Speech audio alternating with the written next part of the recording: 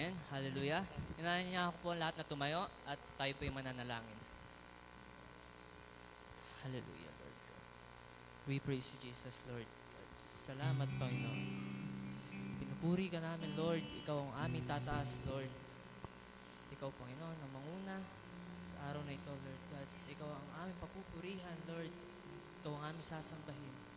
Panginoon, salamat, Lord, sa araw na ito, Panginoon, na kami nagkasama-sama, Panginoon. Magkakasama ang pupuri sa iyo, Lord. Ikaw ang aming itataas. Salamat, Panginoon, sa panibagong araw na pinagkaloob niyo sa amin, Lord. Nailingatan niyo po kami, Lord, sa loob ng isang linggo, Lord God. Salamat, Panginoon. Lord, tawarin mo kami sa aming mga kasalanan. Ikaw ang aming Savior, Lord God. Ikaw ang Diyos na magpapatawad, Lord. Lord, pipray po namin, Panginoon, ang service, Lord. Ikaw ang manguna mula sa praise and worship hanggang sa salita namin maririnig, Lord. Lalabas ka, Panginoon, ng simbahan ng puno ng pagpapala, Lord God. Kami natutunan, Lord. Salamat, Panginoon. And Lord, pipray mo namin, Panginoon, ang pastor na magsasalita. Ikaw, Panginoon, ang pangwaka mo kanyang buhay, Lord God. I-bless mo ang pastor, Lord, na magsasalita ngayong araw. Panginoon, pinupuri ka namin, pinapasalamat sa pangalan ni Jesus. Amen. Pinagpalang umaga po sa bawat isa. Pakibati naman po yung katabi. Sabihin niyo po, napakapalad ko at katabi kita ngayong umagang ito. Amen. At mapalad din po ang bawat isa na naririto upang sabay-sabay natin papurihan ang Panginoon sa pamamagitan po ng pag-awit sa Kanya na nagmumula sa ating puso. Amen po ba? Ihanda na po natin ng ating mga sarili. Dahil ang Diyos na ating sinasamba ay Diyos ng mga pangako. Amen po ba? Ang ating Diyos na sinasamba ay ang Diyos na buhay. Amen po ba? Amen. Hallelujah. We praise you, Jesus.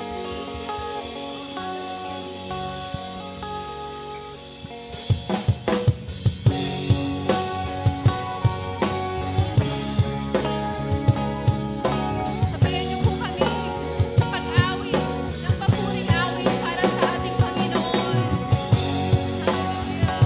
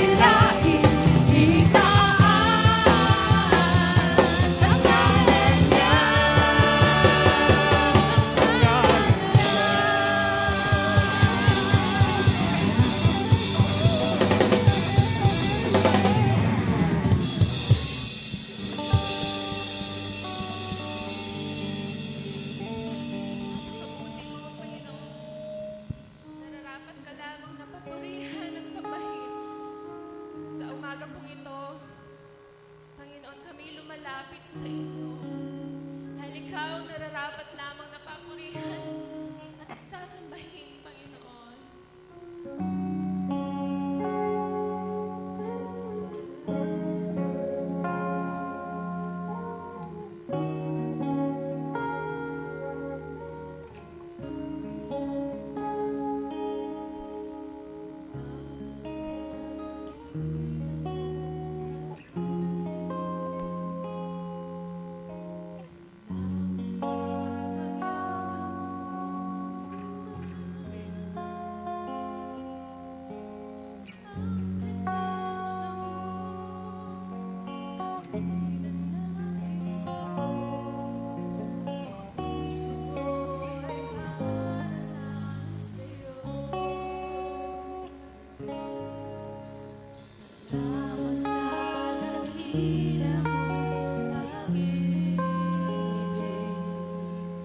Salamat sa pagyakap, Panginoon. Ang presensya mo, Nais na sa bawat oras. ang puso ko ay para lang sa'yo. Kaya naman, Panginoon,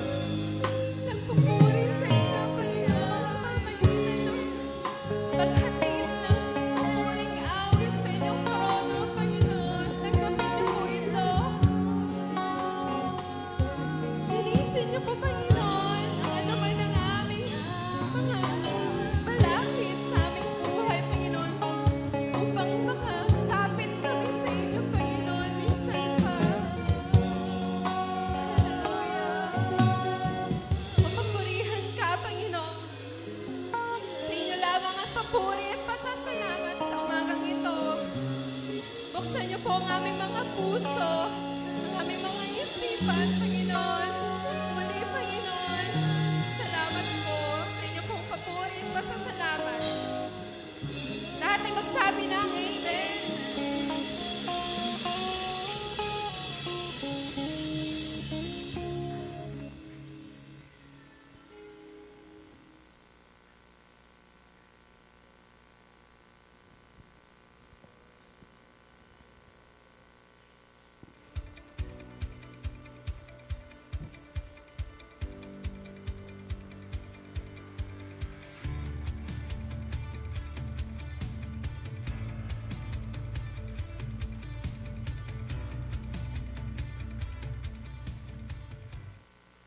Ngayon po ay dadako tayo sa pagbibigay. No? Tayong lahat po ay may kakayahan na ibinigay ng ating Panginoong Jesus. And syempre lahat din po tayo ay binibiyayaan niya. No? So nararapat lamang po na ibalik natin sa Kanya ang lahat ng kapurihan at pasasalamat. Isang way po para pasalamatan ng ating Panginoon ay sa pamamagitan po ng pagbibigay ng may galak at tuwa. No? So, babasahin ko lang po ang Romans chapter 12 verses 3 to 8. Sa biyayang ipinagkaloob ng Diyos sa akin, sinasabi ko sa inyo na huwag ninyong pahalagahan ang inyong sarili ng higit sa nararapat. Sa halip, suriin ninyong mabuti ang inyong kakayahan ayon sa pananampalatayang ibinigay ng Diyos sa inyo. Verse 4, kung paanong ang katawan ay binubuo ng maraming bahagi at ang bawat bahagi ay may kanya-kanyang gawain. Verse 5, ganoon din tayong mga mananampalataya. Kahit na marami tayo, iisang katawan lang tayo kay Kristo at magkakaugnay tayo sa isa't isa. No? So bago ko po basahin yung verse 6, naalala ko po yung tulad po ng sinabi po sa amin ni na Pastor Rene and Pastor Ferjim kahapon po before start yung practice po namin na wag daw po tayong maging mayabang sa kung anong kakayahan natin. Kunwari, ako po ay mayabang dahil marunong ako sa ganito or ganyan. No? So, wag po nating buhatin yung sarili nating mga upuan. No? Sapagkat yung mga blessings or talent na meron tayo is pinagkaloob yun ng ating Panginoon. No? And we are united po in Jesus Christ. So, sabi po sa verse, di ba, iisang katawan lang tayo kay Kristo. No? So, magkakapatid tayong lahat sa pananampalataya at iisa lamang tayo sa Panginoon. So, babasahin ko na po yung verse 6. Iba't iba ang kakayahang ibinigay sa atin ng Diyos ayon sa kanyang biyaya. Kaya gamitin natin ang mga kaloob na iyan. Kung ang kaloob ng isang tao ay pagpapahayag ng salita ng Diyos, kailangang ipahayag niya ito ayon sa kanyang pananampalataya. Verse 7, kung ang kaloob niya ay paglilingkod sa kapwa, maglingkod siya. Kung pagtuturo, magturo siya. Verse 8, kung pagpapayo, magpayo siya ng mabuti. Kung pagbibigay, magbigay siya ng maluwag. Kung pamumuno, mamuno siyang ng buong sikap. At kung pagtulong sa nangangailangan, tumulong siya ng may kagalakan. Amen po. So, in conclusion po, no, dapat lahat ay gawin natin sa kapurihan at kalwalhatian ng ating Panginoong Jesus. Tayo ay biniyayaan niya ng mga talento and ng mga material na bagay. No? Kaya nararapat na gamitin natin ang mga ito upang pasalamatan at gamitin natin ito sa kanyang kapurihan at sa kalwalhatian niya. And para itaas rin natin ang pangalan niya. Amen po. So, tayo pong lahat ay tumayo at manalangin sa Panginoon. Panginoong Jesus, maraming salamat po sa araw na ito at kami po yung nagkatipon-tipon. Salamat po dahil napakabuti niyo sa amin, Panginoon. Bless niyo po ang mga magbibigay sa mga araw na ito at naway ang mga bigay nito ito ay magamit po sa inyong kapurihan at kalwalhatian. In Jesus' name we pray. Amen.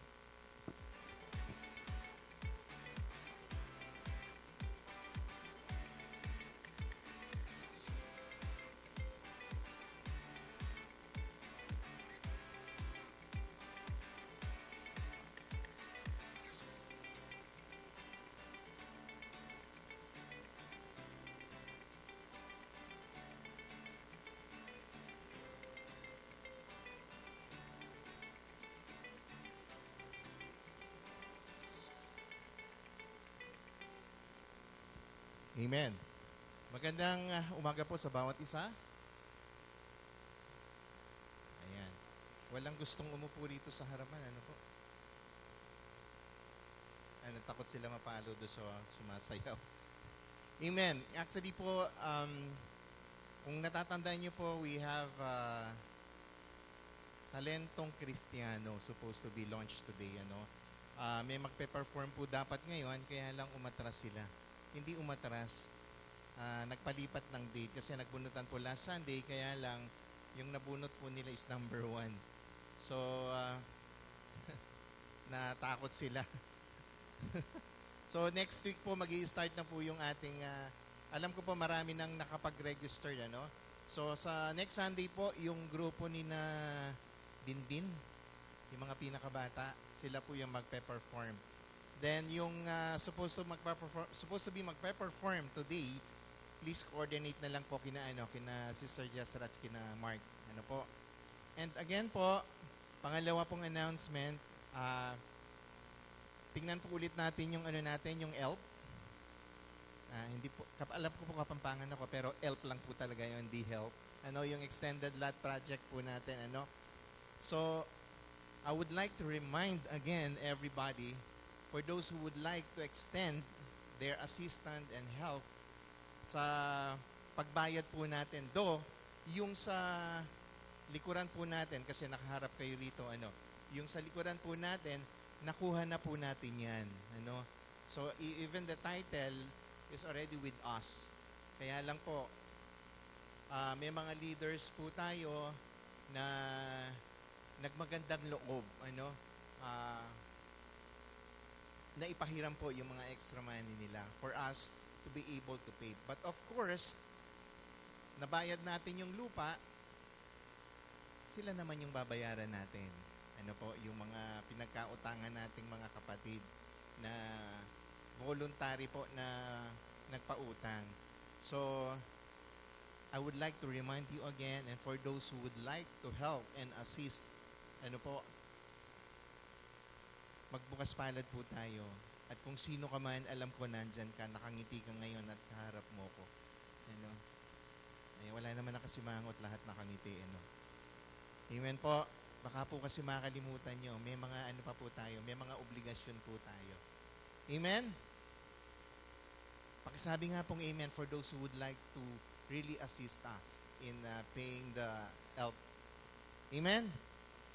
Amen. Ngayon po, ihanda po natin ang ating mga sarili sa pagbibigay po at pakikinig ng salita ng Panginoon. Ano?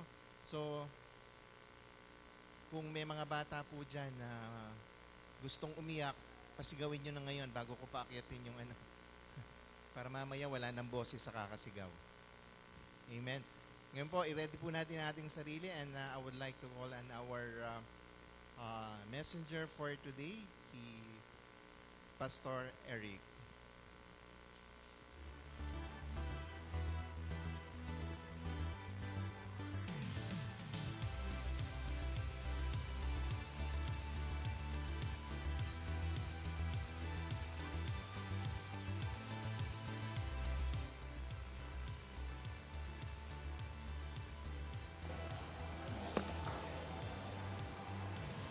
Okay, mapagpalang umaga po sa bawat isa. Ayan, tayo bang lahat ay gising? Walang humihikap o hinaantok?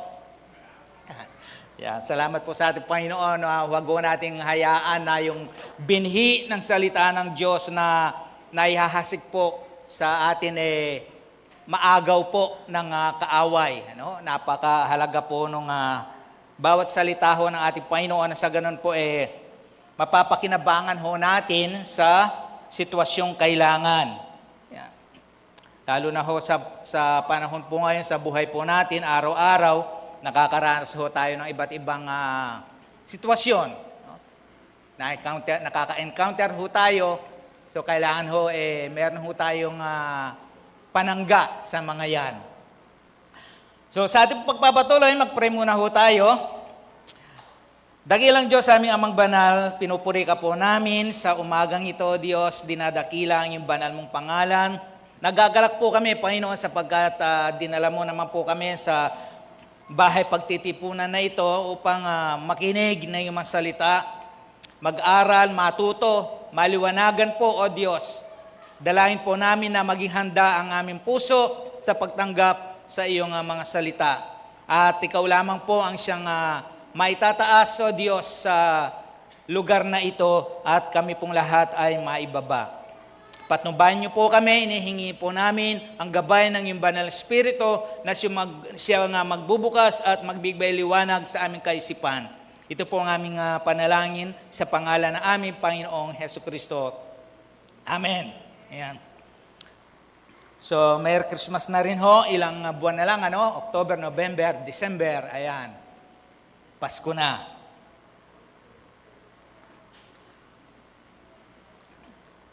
So, ang ating pong tatalakayin sa umaga pong ito ay binigyan po natin ng pamagat na kalungkutan at panalangin. Ayan. Ayan. Sa buhay po natin ay hindi natin kasama na ho ito lahat po tayo ay nakakaranas po niyan. Sino ho bang hindi nakaranas ng kalungkutan? Lahat po tayo ay nilikha ng Diyos na may emosyon. So normal lang ho na tayo nakakaramdam ng kalungkutan o malungkot. So meron pong dahilan o pinaghuhugutan po yan. Kung bakit minsan nakakaranas tayo ng kalungkutan.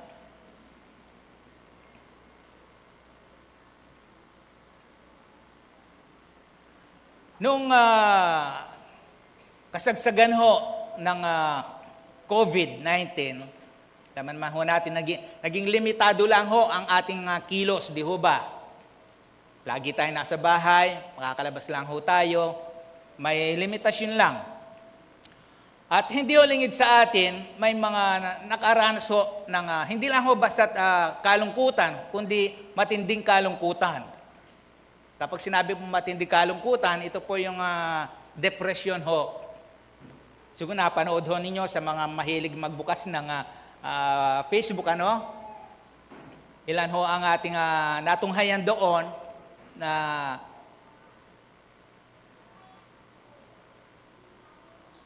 pinigilan siya, sinaway siya sa checkpoint at hindi niya matanggap na siya ay sinasaway. Nag-hysterical ho siya, nagalit doon sa mga otoridad. Ngayon pala napag-alaman sa badang huli ay dumaranas ho siya na matinding kalungkutan. Ganun din po yung isang babae nakasakay sa sasakyan, nagsisigaw ho siya. Alam po nyo, itong kalungkutan ho, ay hindi ho ito basta-basta lang na dumarating sa buhay ng isang tao. Sabi nga natin kanina, mayroon ho itong pinagmumulan. May dahilan.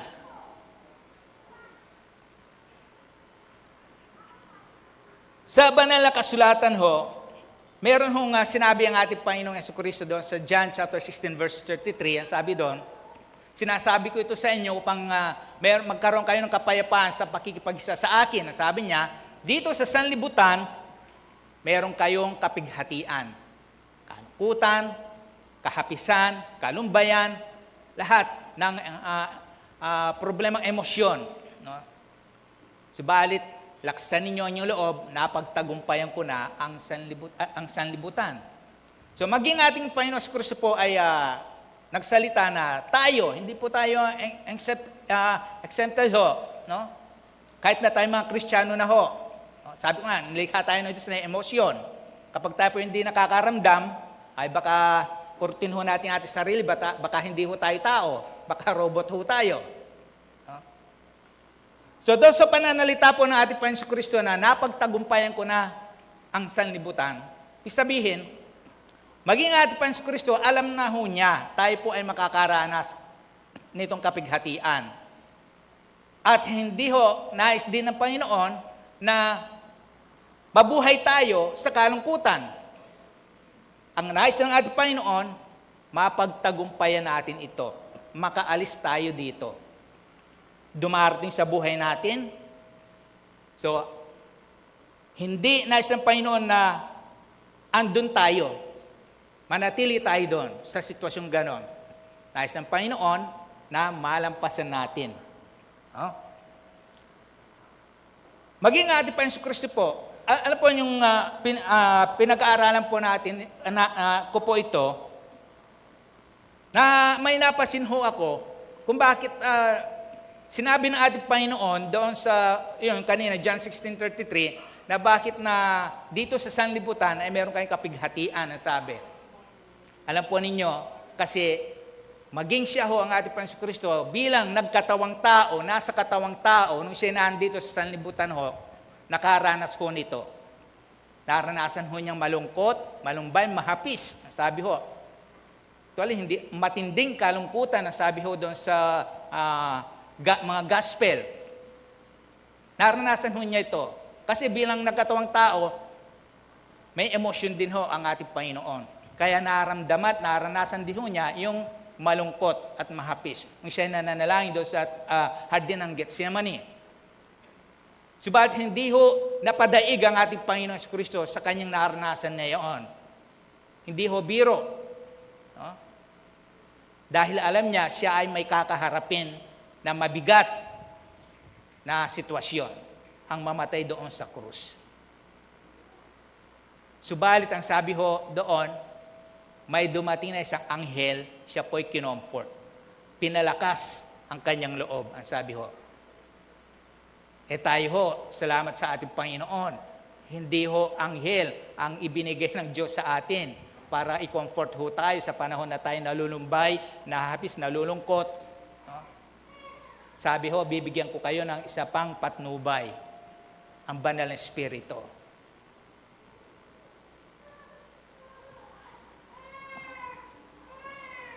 Maging sa banal na kasulatan ho, may mga lingkod ho ng ating Panginoon na nakaranas din ho nito. No? Nakaranas ng matinding kalungkutan. Meron hong pinanggalingan ho yaon. Bakit naranasan ho nila yaon? Si Jonah. No? Kilala ho natin si Jonah, yung kinain ng dilis. Di ho yung malaking isda. No? Dahil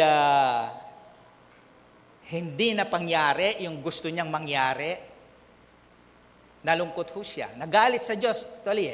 Sabi niya, gusto ko nang mamatay. Sabi. Buti pang mamatay na ako. Sabi ho sa chapter 4.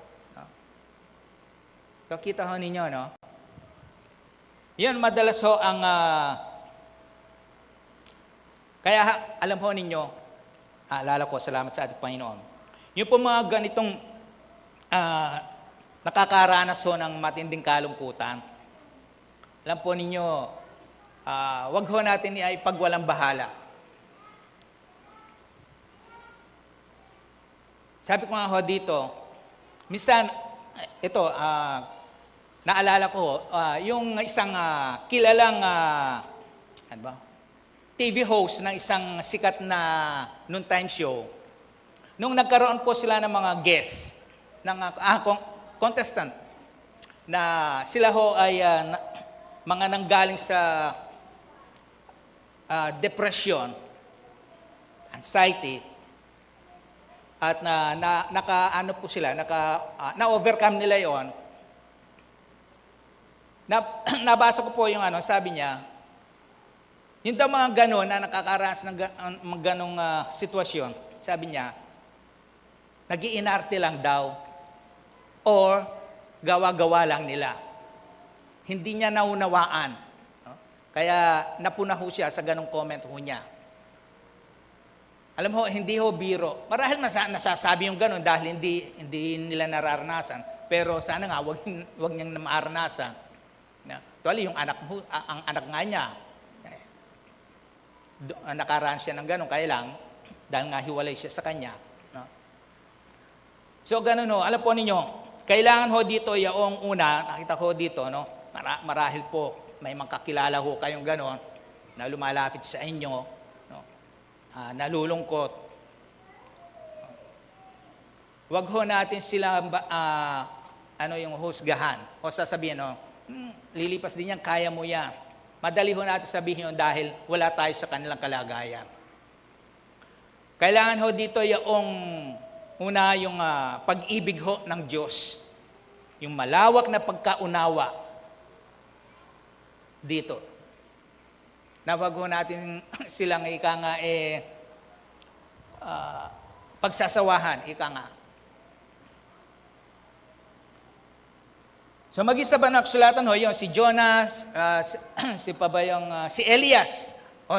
Tama, si Elias ho. Ganon din ho, nung siya po ay gustong patayin ni Reyna Jezebel, tumakas ho siya, sabi niya sa ating Panginoon, gusto ko nang mamatay, ang sabi. So maging ang lingkod ho ng ating Panginoon, nakaranas ho sila ng ganito, ng pagkabagabag, pagkatakot sa kanilang buhay. So sabi kanina natin ay mayroon pong pinagmumulan to. Nalungkot ho tayo dahil hindi natin matanggap ang isang pangyayari. Dahil ikaw nag-a-apply ng trabaho, in-expect mo yon at hindi ka natanggap, na-reject ka, napahiya ka, napagalitan ka, nawalan ka ng trabaho, nabasted ka, ayun. Etc. Maraming dahilan na po pwedeng magdulot sa atin ng ganong matinding kalungkutan. So dito po sa 1 Samuel, samahan po ninyo ako dito. Himay-himayin po natin mabuti ito. No? Lalo na ho dito. Ito ho, yung mga coffee boys dito, mga katatay, ayan, mga mens po, mga tatay, at sa mga nanonood po ngayon, no? Mga tatay, pakinggan ho natin ang mensaheng ito. Meron po tayong malaking bahagi dito. No? Sa 1 Samuel chapter 1 po, mula po sa, verse 1 hanggang 18. So, kung andun na ho kayo. Sa Ramataim, Sofim, isang bayan sa kaburulan ng Ephraim, ay may nakatirang lalaki na nagngangalang Elkana. Ayan, yung mga Elkana ho dito. No? Siya ay anak ni Jeroham at apo ni Elihu na mula sa sambahayan ni Tohu at mula sa angkan ni Suf na Efrateo. Verse 2, dalawa ang asawa ni Elkana, sina Ana at Penina. May mga anak si Penina, ngunit si Ana ay wala. Taon-taon pumupunta si Elkana sa Shilo upang sumamba at mag-alay ng mga handog kay Yahweh na makapangyarihan sa lahat. Naglilingkod doon bilang mga pari ni Yahweh ang mga anak ni Eli na sina Hofni at Phinehas. Verse 4, tuwing maghahandog si Elkana, binibigyan ng tig-isang bahagi si Penina at ang mga anak nito. 5, ngunit ang natatanging bahagi ang ibinibigay niya kay Ana sapagkat mahal na mahal niya ito. Yan. Sa mga tatay na mahal ang kanyang asawa, sabi ng amen. Yan. Pamahina. Ayan. Mamaya po, natatawa nga ho ako actually, natapos na po itong mensaheng ito. Pero binabalikan ko po sa aking isipan. Natatawa ho ako dito sa puntong ito na tuloyin mo muna nga natin. Bagamat hindi pinahintulot ni Yahweh na ito'y magkaanak, si Ana ay palaging kinukutya ni Penina dahil hindi niloob ni Yahweh na magkaroon siya ng anak. 7, ito ay ginagawa ni Penina taong-taon tuwing pupunta siya sa bahay ni Yahweh. Labis naman itong dinaramdam ni Ana, kaya't napapaiyak siya at hindi makakain. 8, kaya't nilalapitan siya ni Elkana at tinatanong, Ana. Sa English version po, Hana Dito, Kapampangan siya Sa English, Tagalog. Ligtad Ana, bakit umiiyak ka na naman at ayaw mong kumain? Bakit ka nalulungkot? Hindi pa ba ako higit kaysa 10 anak na lalaki para sa iyo? Minsan, matapos silang kumain sa Shilo, malungkot na pumunta si Ana at nanalangin sa bahay ni Yahweh. Nagkataong nakaupo sa may pintuan ng bahay ni Yahweh ang paring si Eli. Verse 10, buong pait na lumuluha si Ana at taimtim na nanalangin kay Yahweh. Ayan. Ganito ang kanyang panalangin sa verse 11 po. Yahweh, Diyos na makapangyarihan sa lahat, kung papakinggan ninyo ang inyong abang lingkod at inyo pong kahabagan, kung hindi ninyo ako pababayaan, sa halip ay pagkakalooban ng isang anak na lalaki, ihahandog ko siya sa inyo. At habang buhay na siya'y nakalaan sa inyo, hindi ko ipapuputol ang kanyang buhok.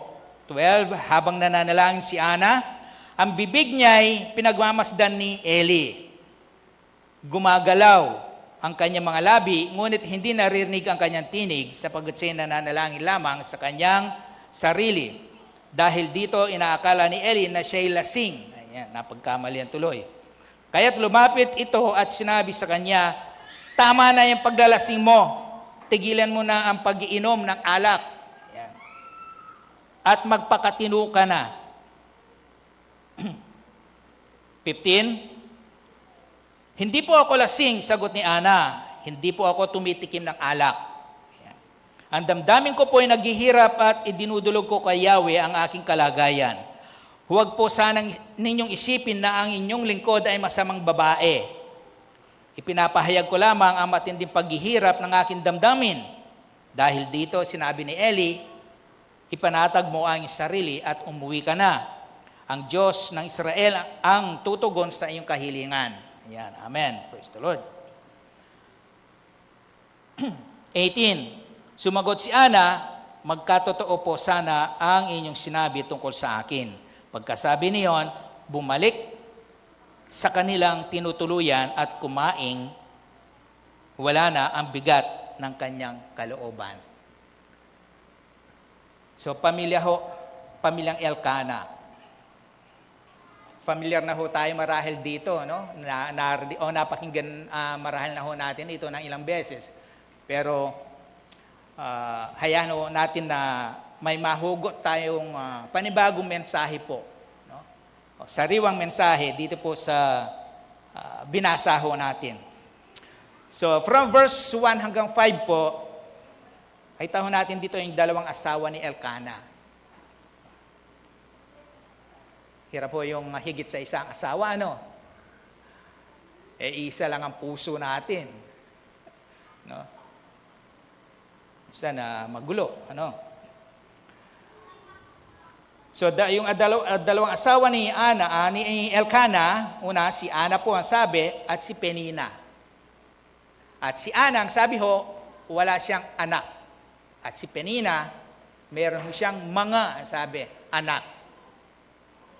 Ibig sabihin, higit sa isa. Sa salitang Banyagaw sa English, sons and daughters, ang sabi ho. So, ibig sabihin, hindi po specific doon kung ilan yung lalaki at ilan yung babae, basta sons and daughter. So, ibig sabihin natin na ipagpalagay natin dalawang lalaki at dalawang babae. Ano ho? Yung mga anak ni Penina. So, pagdating sa verse 3, ayan, hanggang 5, ayan, yung paghahati ng handog. So, sumasamba ho sila taon-taon at si Elkana ay may binibigay na paghandog sa magkabila, no, sa kanyang asawa, kay Ana at si Penina. Kanya lamang ho, si Penina, dahil mayroon siya mga anak, o sabihin natin nga kanina, pagpalagay natin 4, binigyan niya ng tigi-isang bahagi yan, 4 na bahagi sila. Sabi ho dyan. At si Ana naman ho, ang ibinigay ho, yung natatanging bahagi. Ang sabi doon, natatangi. Pag sinabi po natatangi, ang sabi ho doon, na bahagi, yung namumukod, special. Yung naiiba, ika nga, yung double portion, ang sabi ho sa English, ano? Dahil mag-isa lang ho siya. Kaya ho, iyon ang ibinibigay niya ni Elkana kay Ana dahil sabi ho, mahal na mahal ho niya si Ana. Yan ho kanina binabasa natin, no? Mga tatay na mahal ang asawa. No? Minsan, ganun ho tayo magbigay.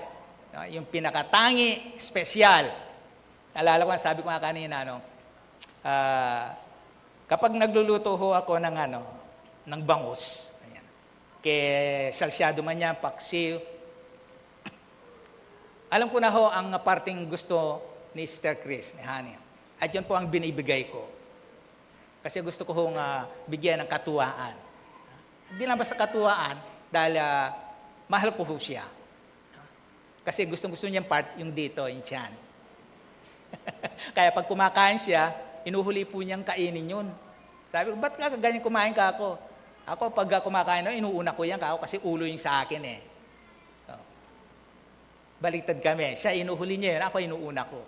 So, ganun ho, Kaya pala, yun ang dahilan kung bakit ibinigay ni Elkanah yung pinaka-special na bahagi, kahit na apat yung kay Penina, sabihin natin apat, no? Pagamat wala ho sa Bible yun, ipinalagay lang ho natin.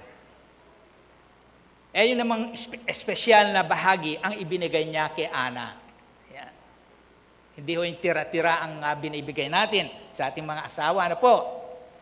Mga katatay, mga tawag ho namin sa mga coffee boys po ngayon eh. Dati mga katatay. No? So, yun po yung pamilya ni Elkanah. And then, sa pangalawa, eto na ho. Tignan ho natin ngayon ang pinagdaraanan po ni Ana. So, ilagay ho natin pansamantala ang ating sarili sa kalagayan po ni Ana. Mapalalaki man tayo o babae, sundan ho natin yung kalagayan po ni Ana. Na sa ganun, kung makuha natin at maintindihan natin, marahil hindi man ganung eksakto o maaring kahawig. No? Yung ganung pinagdadaanan po ni Ana.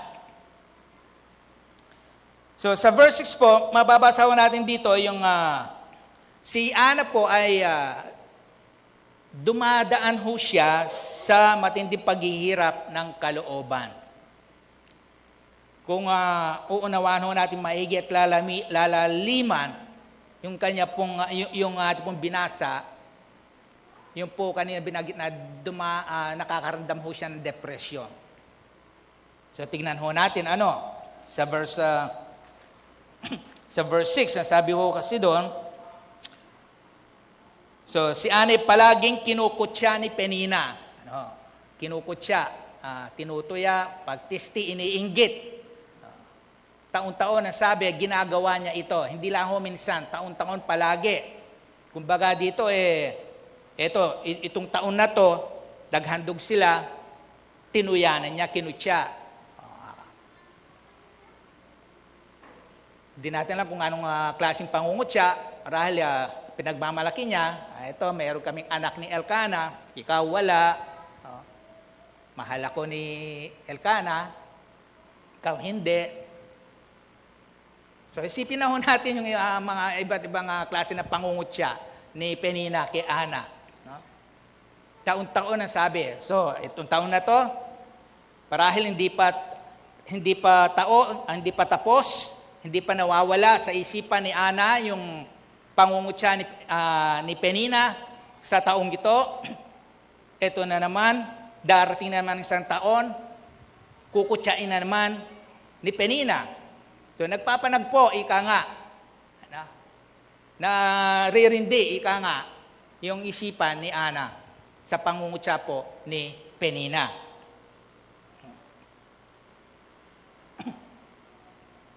So dahil po doon, ang sabi doon, sa verse 7, labis na dinaramdam ito ni Ana.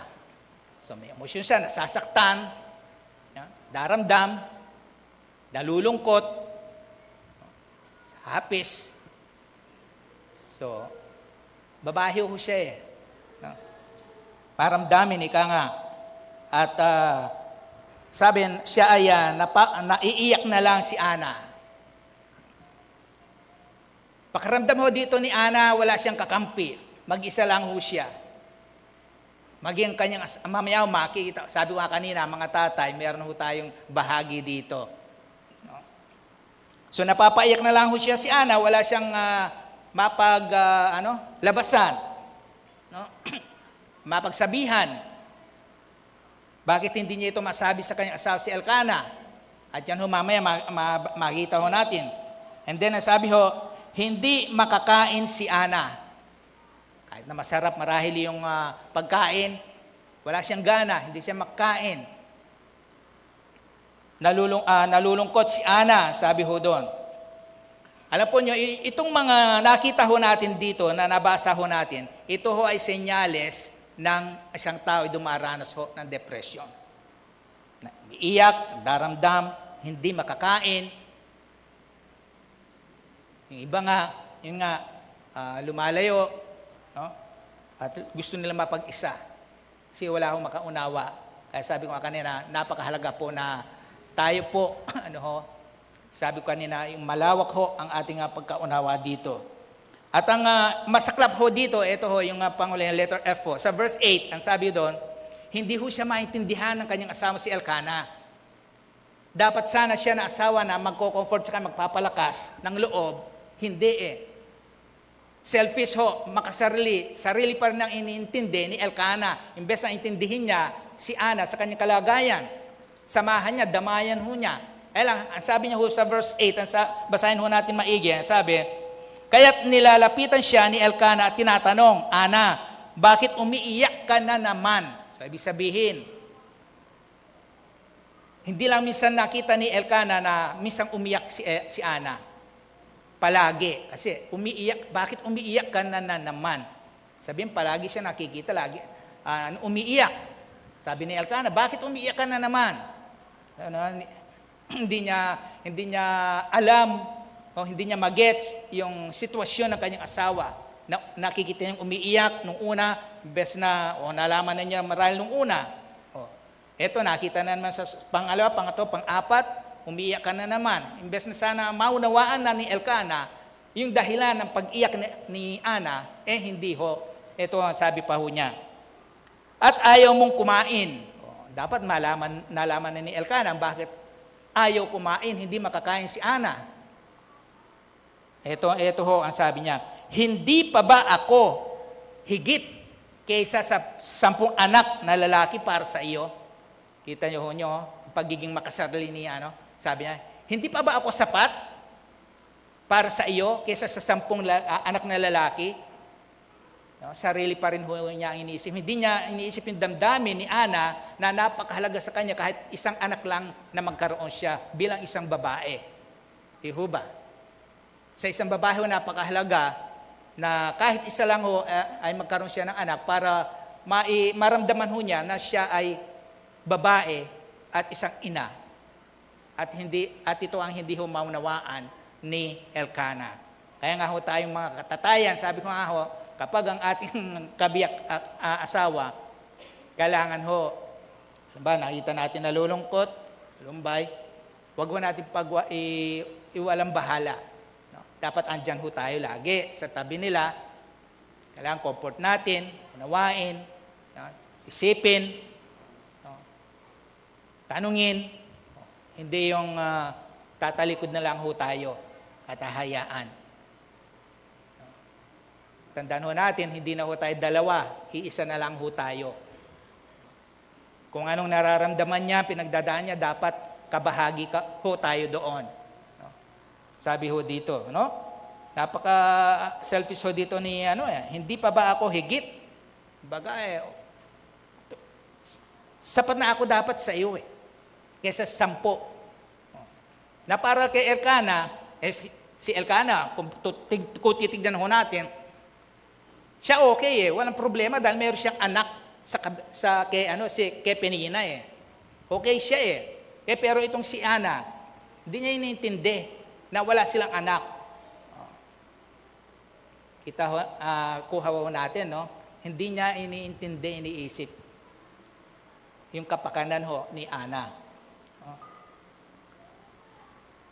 So, pangatlo, nakita na ho natin, kaya dapat ho, lagi ho tayong nandun. Hindi lang sa asawa, kahit sino man sa bahagi po ng ating pamilya. Kaibigan man yan, kakilala, So dapat andun ho tayo. Kasi madali ho tayong magsalita na gano'n dahil hindi tayo nasa sitwasyon nga eh. Kaya nga, sabi ko nga palagi,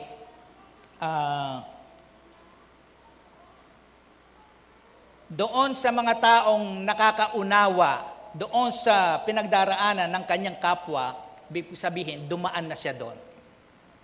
Pinagdaanan niya yun, kaya nauunawaan niya. Pero doon po sa hindi nakakaintindi at nakakaunawa, dahil wala pa sila sa ganong sitwasyon. Hindi pa nila naranasan, kaya marahil ganon ho sila. Pero dapat ho, kahit na hindi pa natin nararanasan, sabi nga, ipagpalagay natin na tayo ang nasa kalagayan nila para maabot ho natin at maunawaan yung kanilang sitwasyon. So, pangatlo, ito ho, sa verse 9. Ito nyo, nakita ho natin yung sitwasyon ni Ana, no? Matinding kalungkutan. Nanalangin ho si Ana. Ito hong magandang ginawa ho ni Ana. At yun din ho ang magandang dapat ho nating gawin kapag tayo ay nasa ganung sitwasyon. Una, dapat yaon. Kasi nga, hindi siya maunawaan ng kanyang asawa eh. Kanino niya ilalabas, sasabihin, yung kanyang kabigatan niyang kalooban. Naghahanap po si Ana ng outlet, yung mapaglalabasan ho. Mahirap ho ito. Mahirap kimkimin, ika nga. Kailangan, meron siyang mapaglabasan, ika nga. Lalo na, di ba, sabi yung may mga sama ng loob, di ba? Kailangan mailabas nila ito eh. Kasi sasabog ito pag wala silang pinaglabasan nito eh.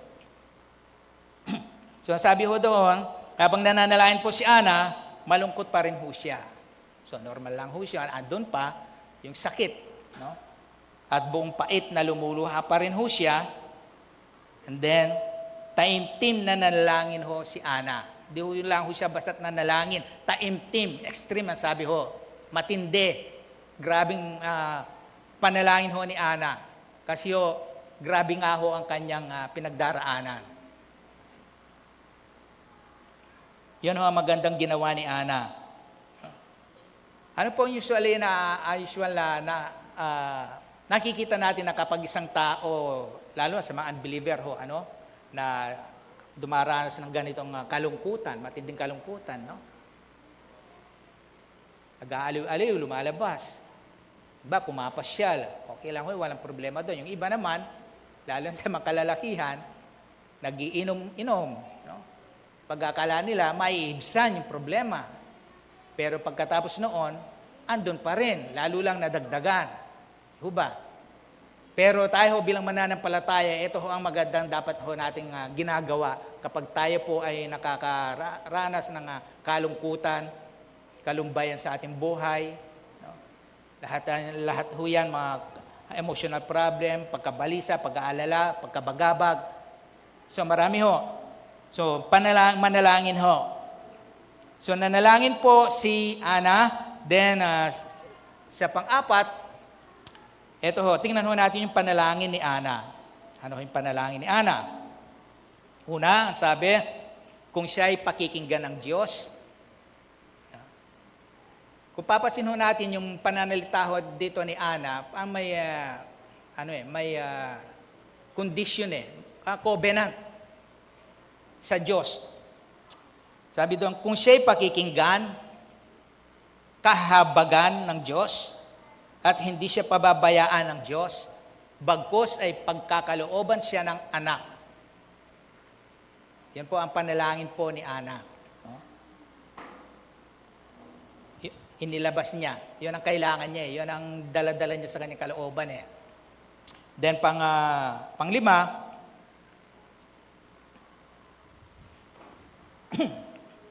ito yon.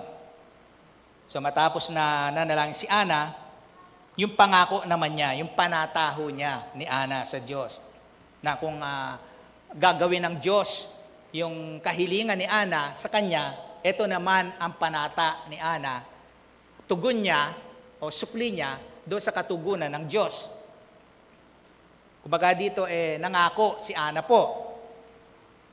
Una sabi, ihahandog po niya yung anak na ibibigay ng Diyos sa Diyos. Pangalawa, habang buhay na ilalaan niya sa Diyos, maglilingkod yung anak na yon.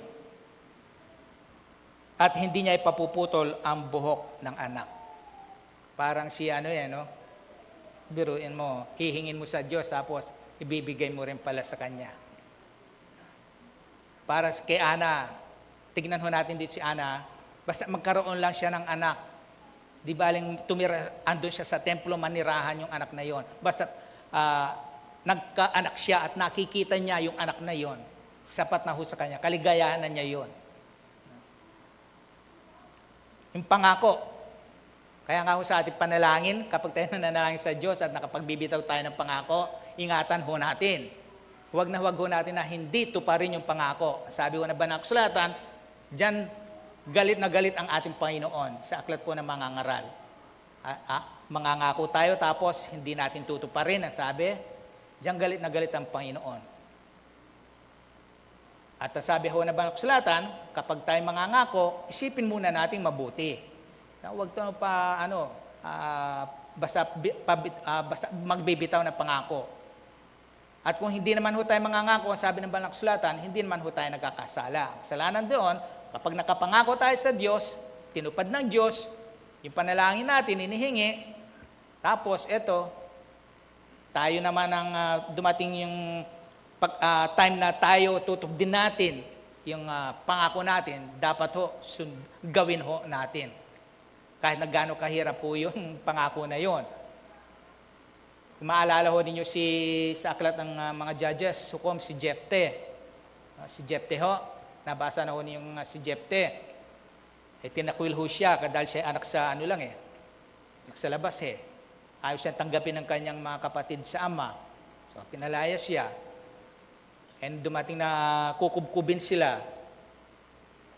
Pinatawag, pangunahan mo kami, ang sabi. Di ba, ayaw nyo sa akin ngayon, humihingi kayo ng tulong sa akin, sabi si Jefte. Tutulungan kayo kung kikilalanin nyo ako ang mamumuno, sabi. Then nag-pray ho si Jefte sa ating Panginoon din. Sabi niya, Panginoon, kung pagtatagumpayin mo kami sa lakad naming ito, sabi, ang unang sasalubong sa akin pag-uwi, ihahandog ko siya sa iyo. Sabi. Niloob ng Diyos, dinidig ng Diyos yung kanyang panalangin. Pinagtagumpay sila. Eto, nung umuwi na sila, galing sa tagumpay, hindi niya inasahan. Tapos sa Old Testament, dapat ihahandog, hayop Ang sumalubong yung kaysa isang anak niyang babae. Napakabigat nitong ginawa mo, anak, sabi niya. Wala, nakapagbitaw ho siya. So, nagluksa lang sandalin, mga ilang panahon, yung anak niya, then, tinupad pa rin ho ni Jefte. Ganun ho. Dahil ang Panginoong Diyos po, kapag siya nangako, tinutupad niya. Ganun din ho ang inaasahan niya sa atin. Kapag tayo nangako sa Kanya, tuparin ho natin. Kahit isipin muna ho natin mabuti. No? Hindi naman ho nagbibigay ng kondisyon ng ating Panginoon na bago niya tutugunin tayo, dapat ganitong gawin mo. Hindi naman ho ganun. Hindi ganun ang ating Panginoon. Yan lang tayo, kusa na ho natin yaon.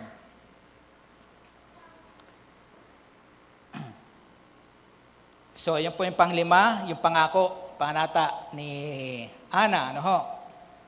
So, pang-anim, mula ho sa verse 12 hanggang 18, so basahin ho natin, mabuti muna to. So, habang nananalang si Ana, ito ho, napagkamalian pa siya tuloy na lasengga, mababang uri ng babae, na masamang babae. Ang bibig na may pinagmamasdan ni Eli. Kasi nananalangin ho sabi, gumagalaw ang kanyang mga labi, kumikimbot lang, ngunit hindi narinig ang kanyang tinig, walang boseso, sapagat siya nananalangin lamang sa kanyang sarili, sa Diyos. Dahil dito inakala ni Eli na siya'y lasing. Diba, yung mga lasing, bulong na bulong yung mga lasing. Dahil dito, kaya lumapit ito at sinabi sa kanya, tama na yung paglalasing mo, tigilan mo na yung pag-iinom ng alak at magpakatino ka na. Parang paakala ni Sacerdote Eli, masamang babae nga na walang katinuang babae, si Ana. Yan ang sagot po niya, hindi po ako lasing sa 15. Ito ho niya, sagot ni Ana, hindi po ako tumitikim ng alak. Ang damdamin ko po'y naghihirap at idinudulog ko kay Yahweh ang aking kalagayan. 16, huwag po sana ninyong isipin na ang inyong lingkod ay masamang babae. Ipinapahayag ko lamang ang matinding paghihirap ng aking damdamin. Dito po sa pang-anim, so yun nga, napagkamalian na lasengga, masamang babae, hindi matino. So sabi ho niya, inilabas lang ho ni Ana dito yung bigat ng kanyang kalooban sa panalangin. Kasi nga ho, imbes na ito ay ilabas niya sana sa kanyang asawa si Elkana, inunahan na siya ni Elkana eh. Saan niya ngayon ilalabas pa ni Ana yung kanyang bigat ng kanyang kalooban? Kung tayo po may dala-dala kabigatan sa ating kalooban, kung hindi ho natin mailabas ito sa ating kapwa, sa kanino man, ilabas ho natin sa Diyos. Huwag ho natin kimkimin. So, ang sabi ho sa verse 15, idinulog ni Ana sa Diyos ang paghihirap ng kanyang damdamin. Yan, idulog ho natin sa Diyos. Then, ipinahayag ni Ana ang matinding paghihirap ng kanyang damdamin. Sabi ho, sa ibang salin ho nito magandang balita yung nauna, sabi ho, inihinga. Sa paghinga natin, nilalabas ho natin yan. Ihinga ho natin sa Diyos yan. Kung ano man pong, kailan ho nakakaalam, kung ano man pong bigat yan, no? Na daladala ho ninyo sa inyong kalooban, huwag ho ninyong, kimkimin o dalhin pa, o huwag ho natin papanatilihin dyan ho yan. Mahirap ho ang ganong sitwasyon.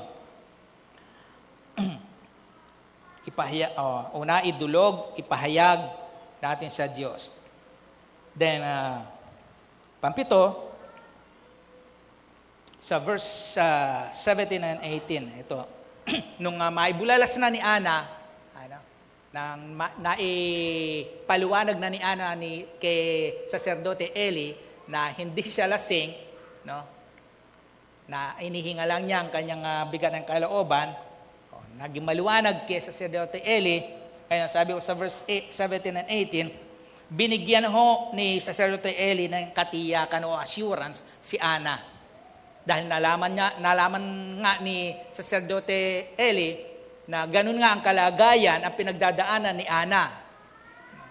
Kaya ngayon, nung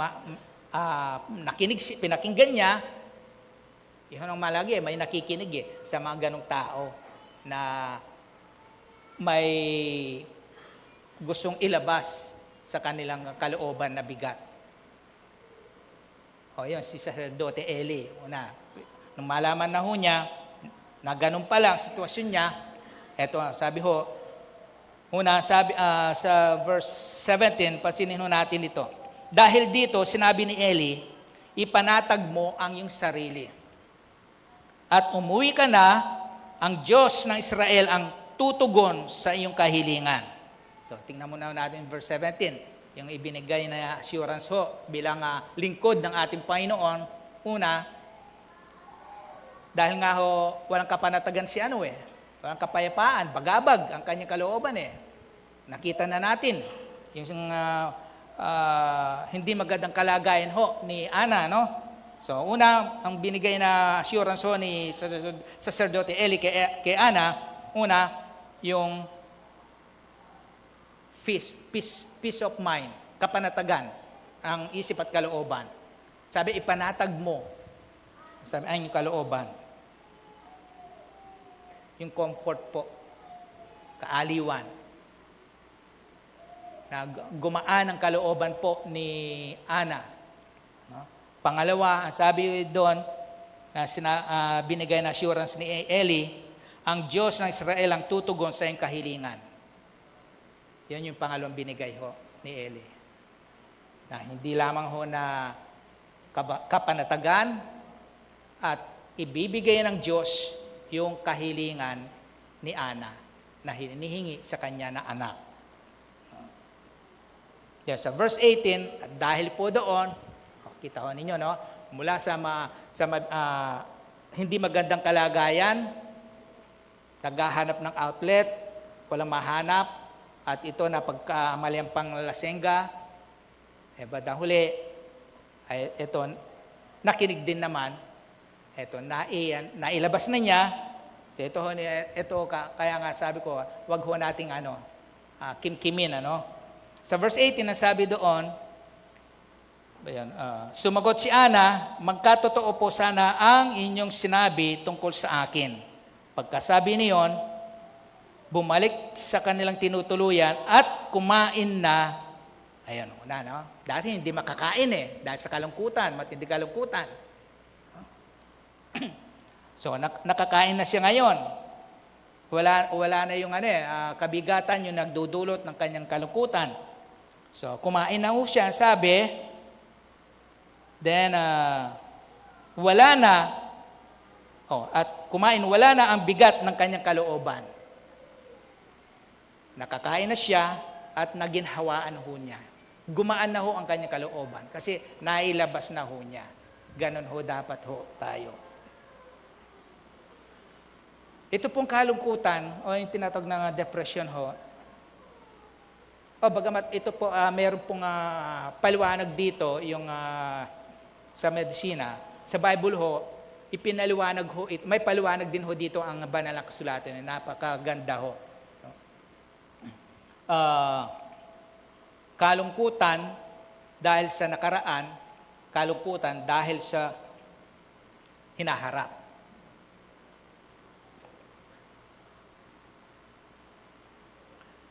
So sabi ho, yung matinding kalungkutan ho, yung depression ho, ito ho yung nabubuhay ka o tayo sa nakaraan. Yung nakakulong ho tayo sa pangyayari sa ating buhay sa nakaraan. Yung hindi natin malimot-limutan, yung masalimuot na nangyari. Yun nga, sabi ko nga, yung marahil na na-reject ka, hindi ka natanggap sa trabaho, iniwanan ka, busted, napahiya ka, etc. Lahat ng pangit na nangyari sa iyong buhay, yun ho, doon ka nabubuhay. Sabi po, na hindi makalimot-limot, ayun, at hindi makamove on. Baga, lagi kang nakatingin sa nakaraan. Kaya yun ang bumabagabag, nagdudulot sa iyo ng ganong kalungkutan. Kaya nga, dito ho may sagot ang ating Panginoon, dito ho pinaliwanag, doon sa Isaiah 43, chapter 43, verse 18 hanggang 19. Sabi po doon, ang mga nangyari noong unang panahon, sabi ho, sa likod, ilibing na salimot. Sabihin, patay na yun Nangyari na yun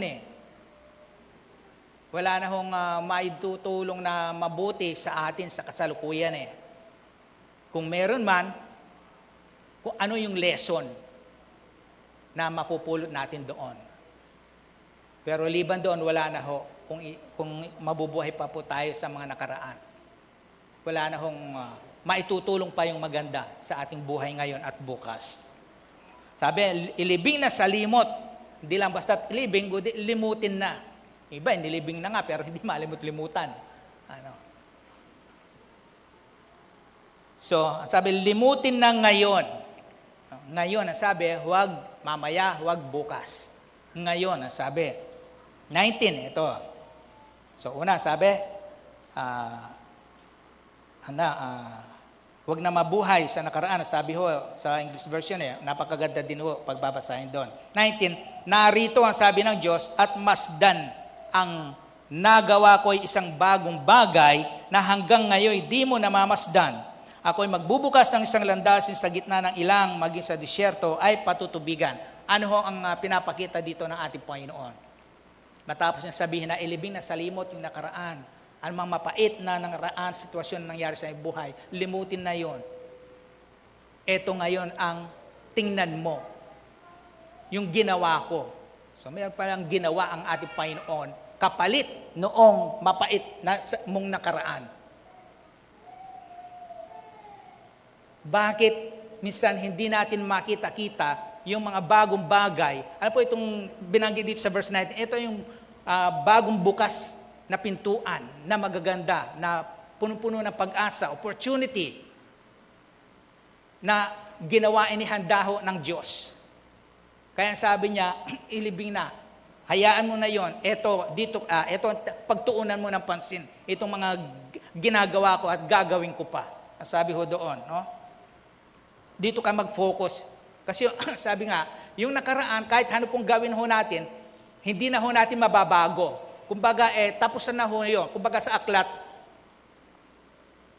tapos na kabanata na yun ng ating buhay. Wala na hong mag-aagawa pa. Tapos na ho na yun. Ngayon, ito naman bagong kabanata na ginagawa ho ng Diyos sa ating buhay. Pag-asa, magandang oportunidad. Dito sa verse 19, ito, masdan mo, masdan ang nagawa ko. Narito at masdan ang nagawa ko. Isang bagong bagay, ang sabi. Hanggang ngayon, di mo namamasdan. Yun nga ho. Paano minsan natin mamamasdan kung andun pa rin ho tayo sa nakaraan. Di ho ba? Paano mamamasdan ang isang taong nasa iyong harapan na dumaan pala, ay andyan ka na pala. Paggugulat tayo kasi nga, hindi natin pinapansin. Nakatingin tayo sa likod. Ako ay magbubukas. Ito ho, mag-open siya. Mga bagong oportunidad ho ito. No? Isang landas sa gitna ng ilang, maging ang disyerto ay patutubigan. Mahirap po sa disyerto. Ngayon ho, makita na ho natin, no? Yung mga dating disyerto sa mga Arab country, nagkakaroon ng tubig. So, ito literal, nagkakatotoo po. Pero sa mensahe, sa spiritual ho, ito ay tumutukoy po sa buhay po natin. No? Na kalimutan na ho kung yung mga masalimot na nangyari sa atin noon. No? At ito ngayon ang tingnan natin, itong gagawin at gagawin pa ng ating Panginoon. Sabi po doon, no?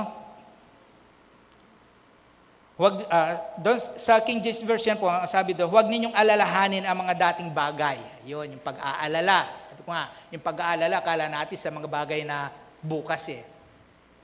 Kaya nga tinawag na depression and anxiety eh. Pag-aalala kahapon at bukas. Yung ngayon, okay lang ho yan. Biblical din ho yun sa Matthew 6 eh. Mamaya madadaan ho natin yan. So, huwag na ninyong alalahanin ang mga dating mga bagay. Ano yung mga dating mga bagay? Yun nga ho, yung mga pangit na nangyari sa ating buhay. Hindi na ho natin mareremedyohan pa yon. Hindi na natin mababago. Pero yung bukas, pwede pa natin baguhin, ayusin. Kasi wala pa nga. Pwede tayo makapagplano ngayon para sa, kung bukas ganito ang lulutuin mo, pwede mo pa rin baguhin yon. Magluluto ka ng tinola, pwede mo baguhin. Hindi. Kaldareta lang. So, pwede pang baguhin, pero yung kahapon, hindi na eh. Kahit anong gawin ho natin eh. No? Sabi ng kata kung maibabalik ko lang hindi ho, mahirap. Minsan may mga katang hindi ho tama. Kung maibabalik ko lang. Sana hindi ganun ang ginawa, pero hindi tapos na nga yun. So, yan po yung tinatawag na depression, yung nabubuhay sa nakaraan. Then, yung anxiety naman ho, ito ho yung pag-aalala, pagkabalisa, pagkabagabag sa mga bagay na wala pa man. Hindi pa nangyayari, ibig sabihin. Hindi pa natin nakikita. Pinoproblema na natin ng sobra yung bukas. Yung hinaharap, yung future. Alam ho ninyo, mahirap kontrolin yung isang bagay na hindi natin kaya. Di ba sabi ng mga matanda, huwag mong yakapin yung hindi mo kaya. Mahihirapan ka. Lalo na yung hindi pa natin alam yung bukas, tapos pinoproblema na natin. Sayang, ang panahon sa oras na ito. Dapat sana yung oras na ito, nag-e-enjoy ka, nagsasaya ka, Okay, ngayon, nakikinig tayo nag-attend tayo dito, nagtipon-tipon. Hindi ka naka-attend dito, hindi ka nakapagsaya dahil sa kakaisip, kakapag-alala mo bukas. Yung oras na dapat gugulin mo ngayon, ginugol mo para sa bukas. Kaya ngayon, hindi mo naayos, yung dapat ayusin ngayon. Kasi yung oras na ito na gagamitin mo sana ngayon, ginamit mo bukas, at dumating yung bukas, hindi naman pala problema yung iniisip mo ngayon, sana bukas. Nasayang, hindi mo nga ngayon maibabalik yung nangyari ngayon. Di ba? Kaya nga ang sabi ng banal na kasulatan, kaya nga sabi sa Matthew 6:34, huwag ninyong alalahanin ang bukas. Huwag ninyong alalahanin ang bukas. Sabi, sapagkat ang bukas ang mag-aalala sa sarili niya. Meron palang dapat mag-alala para sa bukas Hindi tayo. Sino yun? Si bukas nga. Ayan yung mamroblema si bukas. Na problema niya yun. Hindi natin problema. Sabi, sapat na ang inyong mga suliranin sa bawat araw. Yung ngayon, kung may suliranin ngayon, magsapat ka muna doon. Magkasya muna ho tayo dyan. Kasi kung isipin pa natin yung bukas, talagang maguguluho yung isipan natin Inaayos mo yung suliranin mo ngayon, tapos yung kalahati nasa bukas. Maguguluhan nga ho tayo. Kaya sabi, sapat na. Ano ba ibig sabihin? Kasya na yan, kasya na muna ngayon. Sa isang baso. Wala tayong baso. Hindi ako nagpagdala. Isang baso. Lalagyan mo ng tubig yan, lalagyan mo yung sapat lang, di ho ba? Sapat lang ho yan. Pag binuhusan mo pa yan, masasayang lang.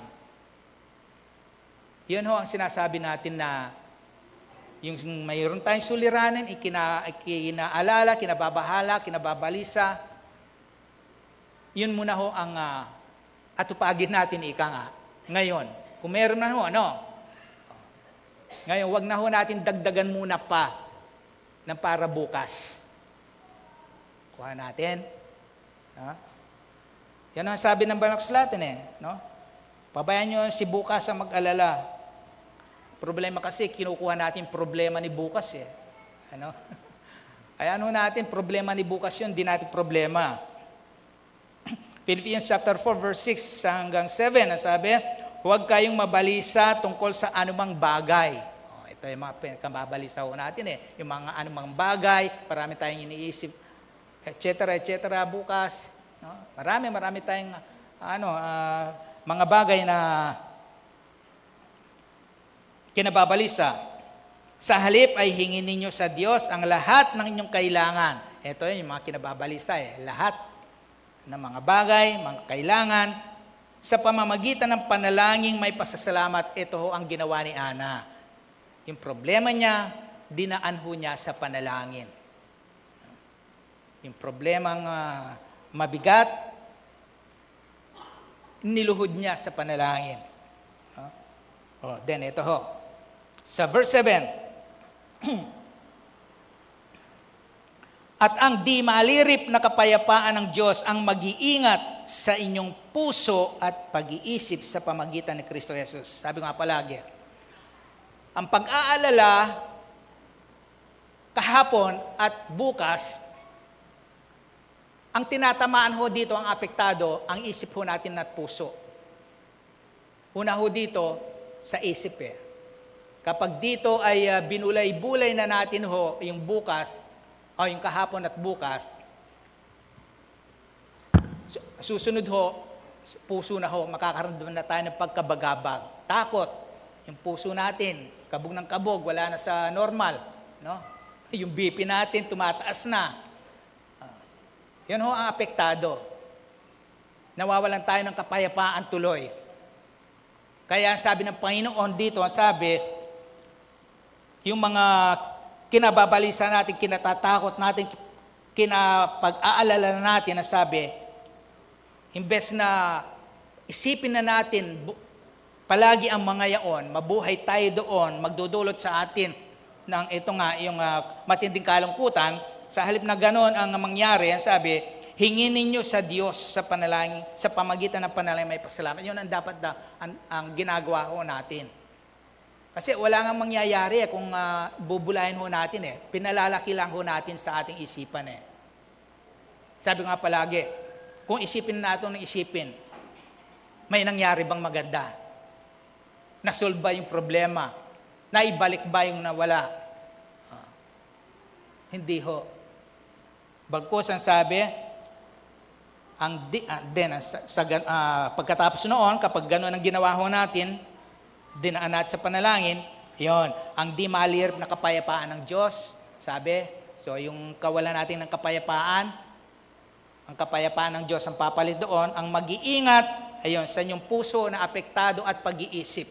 Kasi nga, apektado ho nawala yung kapayapaan sa puso at isipan ngayon, dahil sa ipinanalangin natin kay Lord, so, iingatan ng Panginoon ngayon, yung puso at isipan natin, yung kapayapaan ng Diyos, ang siyang papalit at mararanasan ho natin sa pamamagitan ni Kristo Jesus, sabi ho.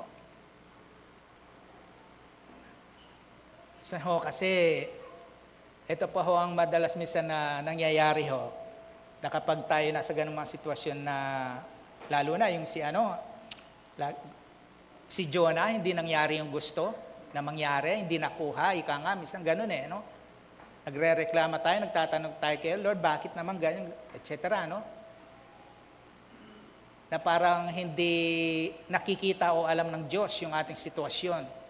Hindi ho alam niya, sabi ng Banal na Kasulatan, hindi nalilingid Hindi nalilingid ho sa Diyos ang ating mga kabalisahan, ang sabi. Kung tayo man po ay nakaranas ng kaapihan, ng kawalan ng katarungan, sabi ho ni Isaias, hindi nalilingid ho lahat yan. Sabi ho, maging sa panagoy sa Jeremias, hindi nalilingid sa Diyos. Sabi ho, yung naghihirap, kung naghihirap ang ating kalooban. At ito pa po ang sabi ng ating Panginoon. Kaya huwag ho natin sasaloob minsan yung kung wala mga hong makaintindi sa atin, huwag ho natin isipin na maging si Lord hindi tayo naiintindihan. Huwag na huwag ho. Kung wala man ho nakakaintindi sa atin, sa atin man ho dito, si Lord ho ang higit ho nakakaunawa ho sa atin.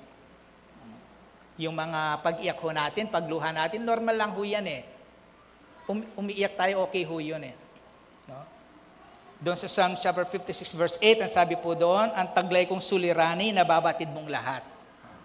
Alam ho niyang lahat yan. Hindi ho natin may tatago. Pati ang mga luha ko'y may talaan ka ng ingat. Kung ilang patak ng luha yan, yung iniluha mo, bilang ng ating Panginoon yan, alam ho niya yan. Kung anong klaseng iyak ho yan.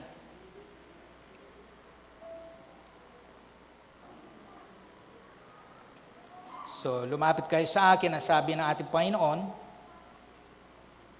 ibigyan ko kayo ng kapahingaan. Makasusumpong kayo ng kapahingaan para sa inyong kaluluwa. Pagkatiwala lang ho natin sa Kanya, tulad ng ginawa ho ni Ana.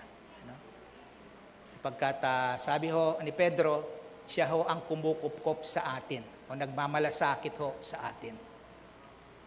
At panghuli po, naka-conclusion ho, sabi ho dito, kung tayo po may pinagdadaanan at may mabigat na pasanin sa buhay, idulog mo sa Diyos at ihinga sa panalangin. Ayan. Upang hindi malirip na kapayapaan ng Diyos ay iyong maranasan. Amen. Salamat po aming Panginoong Diyos sa panibagong sariwang mensahe po na aming napakinggan, nahugot mula sa iyong mga salita sa buhay po ni Ana, dito po sa aming nabasa, Panginoon. Tunay nga po, Panginoong Diyos, na naunawaan mo po ang bawat sa amin sapagkat mismo nga yung anak bilang nagkatawang tao, sinuot niya ang lahat ng pagkatao, naranasan ho nga niyang magutom, mauhaw, umiyak, yun nga, magdalamhati, mahapis. Kaya't naunawaan din ho niya kami. Kaya nga sabi ho sa banal na kasulatan, sa iyong salita, kung paanong siya ay tinukso sa lahat ng paraan, matutulungan din niya yung mga dumaraan ho sa pagtukso. Ganon din po, naranasan ho niya. Bago pa man ho namin naranasan ang mga naranasan namin sa buhay ngayon, dinaanan na ho lahat na ito ng aming Panginoon Kristo. Higit pa kung tutuusin. At yun nga ho, sa kanyang matinding pagdaranas ng matinding kalungkutan, halos patak na ng dugo ang lumabas pong pawis sa kanya. Kaya nga, Panginoon, walang higit na makaunawa, makaintindi, at tutulong sa amin, Panginoon, kundi ikaw lamang po. Salamat po, aming Panginoon. Ikaw ang lagi naming kasama, O Diyos, sa lahat, sa bawat aspeto na aming buhay, andun ka, Panginoon. Nais mo po na imbes na kami po ay mabuhay sa pagkakalugmok na unti-unting nilulubog ng kumunoy ng kalungkutan, kami po, O Diyos, ay kumapit sa iyo, maghawak sa iyong mga pangako, sa iyong mga salita, Panginoon, sapagkat ang mga salita mo ay higit na matalas kaysa sa alimang tabak na magkabilay talim. Ito ay nanunuot maging sa pinaghiwalay ng aming mga buto at kasukasuhan. Salamat po, aming Panginoon, binigay mo yung mga salita upang aming pong pakinabangan, pahawakan po namin, alalahanin po namin ang mga napapakinggan po namin mga mensahe, mga salita mo, aral, nababasa, Panginoon. Hindi lamang ho nagtatapos doon, nais mo po na mai-apply po namin sa aming buhay sa panahon na kailangan po namin, aming Ama. Tulungan mo po kami, aming Panginoon, na mangibabaw, O Diyos, ang iyong mga salita sa aming pong buhay, panghawakan po naming mabuti. Ama, salamat po ng marami. At ngayon, patuloy ang kapayapaan mo po, O Diyos, sa pag-ibig mo po, ang siya pong patuloy naming maranasan ayon na rin sa iyong pangako. At ngayon, ang pag-ibig ng Diyos, pagliligtas ng Panginoong Jesucristo at ang pakikipisan ng Banal na Espiritu ay sumaatin po palagi, ngayon at magpakailanman. Amen. Good morning po muli sa bawat isa.